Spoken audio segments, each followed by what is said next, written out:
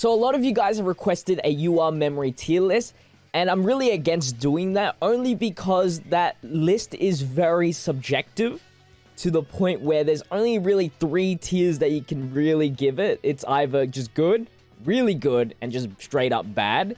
And then it's all just dependent on the events and stuff like that. So I'm going to compromise with you guys, and I'm going to give you guys my top 10 best UR memories in the game as of the 16th of February 2022. These are not going to be ordered in any way. It's just too hard to even order them.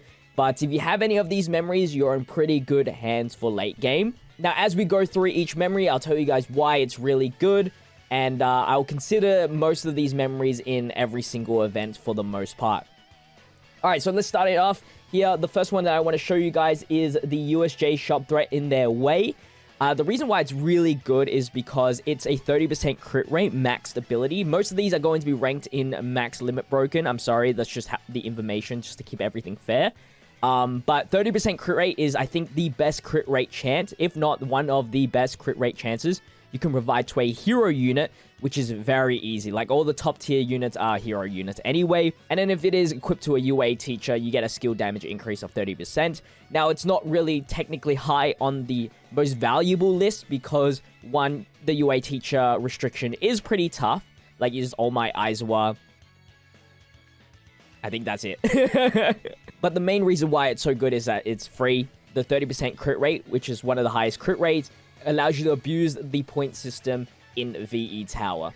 Next up, we have the Heroes of the Future, which is a pullable UR.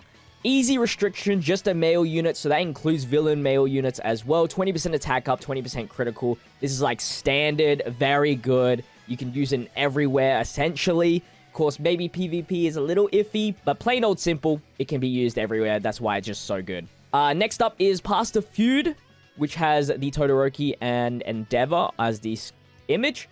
It's a little bit of the same from the last one, just a little bit more restrictions. You just need a pro hero unit on the team. It can be in the sub slot, and then you get a fat skill damage increase, and then you still get a 20% critical rate as long as it's equipped to 1A students. It's a little bit hard of a restriction. Some of the best S tier units are 1A students, so 20% critical rate, good for VE Tower. 40% skill damage, good for USJ. Next up, we have Wannabe Friends. This one's also a pretty easy memory to activate fully. This is a PvP-eccentric memory. Gives you a fat 40% speed. I think this is the fastest memory that you can give to a character. I don't think anybody surpassed 40% in speed. And even though you have to have a female unit, if you think about it, a lot of female units are really good. There's not like a bad female unit unless they're like rare or SR. Like, Momo is A tier, Ochako is A to S tier, Nejiri is S tier. You're probably going to have a female unit on the team regardless, so getting the 30% skill damage is just so easy to get, which is why I think this memory is worth it for sure. Next up is 2 Great Heroes Gacha. I'm a little unsure about this, but in theory, this should be a pretty good one. It's a UA student restricted one. It gives you a 40% skill damage increase, which is huge. And then it has a effect where if you drop underneath 50% HP or less, feels all plus Ultra Gauge by 50%. This is my only plus Ultra Gauge increased memory. I do think plus Ultra Gauge memories are kind of bad in a way. Not, I wouldn't say bad, but like, they're not S tier kind of memories because most of them fills up your plus ultra meter at the start of the turn, and sometimes you just don't want that because that could ruin your synergy with the team. Because a lot of units, I would say, plus ultras rely on getting some sort of debuff pre-hand, and if you're trying to do plus ultra turn 1, it's fun to use and it's cool to use if like it works, and like if you need like the damage like that. But like for the most part, you're probably going to get more damage setting up your skill attacks first and then doing the plus ultra. For example, if you had Blue Bakugo's plus ultra ready on turn 1, and he gets the extra damage if the enemy is burnt from his plus ultra. So you want to set that up first and then do the plus ultra. You can't really do that unless another character is setting that up for him with a plus ultra or a skill chain. But then you only get a 2 skill chain or 1 skill chain, and then you don't get the plus ultra increase for your other characters. So it's a little bit iffy, but this one's a little bit okay just because you have to drop underneath 50% HP or less. And then you get the 50%. It's excluding self, but I think it's still valuable that you get a full 50% plus Ultra Gauge. If it works out all mathematically right, that should be beneficial. Next up, we have the You're a Hero More Than Anyone Else. Love that scene, by the way, that little episode. If equipped to a Destruction type, 45% attack boost, which is huge, by the way. That's a lot. That scales with your skill, impact, and your normal attacks. And then it has a really unique effect, which is why I put this in my top 10. When HP is 50% or less, reset all action skills currently on cooldown. This enhance gives you a better chance to do more skill chain at the end of the battle. And then also gets you different effects, of course, depending on the skills that you are using. And of course, plus Ultra Gauge increase if your other units have skills ready to go. So I think this is really good. And it's one of the reasons why Off 1 is still A tier as well, which he has the same effect, kind of.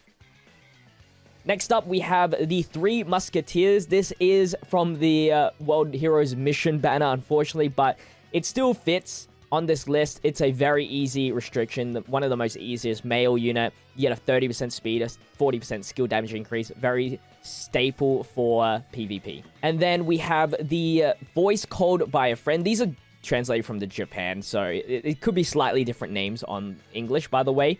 1A student, you get 20% critical rate when equipped, and then you get a guaranteed 30% attack. So this can be technically put on anyone, which is why I put it here. 20% crit rate is really good for VE Tower. Very easy restriction as well. And then we have my 2 favorite. I think these are going to be my favorite out of all of them. If I was to have a top 2, these last two would be my top 2. How long does it take to become a hero? It's a summonable one. And the effect is, at the start of the battle, when equipped to a hero unit, cut damage taken by 35% for 2 turns.